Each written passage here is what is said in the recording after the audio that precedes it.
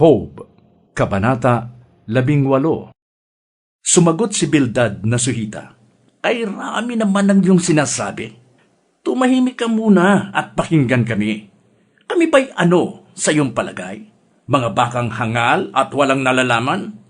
Sarili mo lang ang iyong sinasaktan dahil sa galit na iyong tinataglay. Pababayaan ba ang daigdig dahil lamang sa iyo? At aalisin ang mga bundok sa kanilang pwesto? Ang ilaw ng masamay, tiyak na papatayin. Ang kanyang apoy ay di na papaningasin. Ang ilaw sa kanyang tahanay pagdidilimin. Ang matatag niyang hakbang ngayon ay nabubuwal. Pagbagsak niya'y nalalapit sa kanya ring kasamaan. Di niya namamalayang ang kanyang mga paa ay sa bitag pupunta. Kaya naman nasisilo itong kanyang mga paa. Isang silo ang sa kanya'y iniumang, may bitag na nakahanda sa kanyang daraanan. Saan man siya bumaling, takot ay naghihintay. Sinusundan siya nito sa bawat hakbang. Mayaman siya noon, ngunit ngayoy hikahos. Naghihintay sa kanya'y hirap at pagdarahop.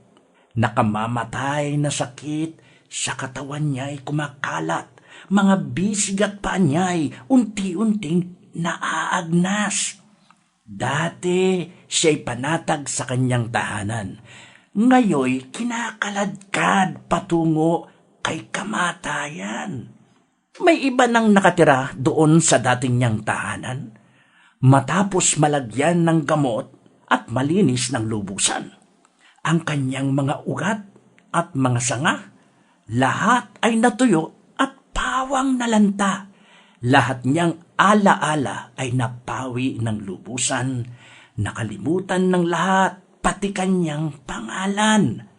Mula sa liwanag, inihagis siya sa karimlan, at pinalaya siya sa daigdig ng mga buhay. Isang anak man o apo ay wala siyang naiwan, ni isa'y walang natira sa kanyang sambayan. Mula silangan hanggang kanluran, nanginginig at kinikilabutan dahil sa kanyang matinding kasawian. Ang masasamang tao'y ganyan ang kapalaran, mga di kumikilala sa Diyos, ganyan ang kahihinatnan.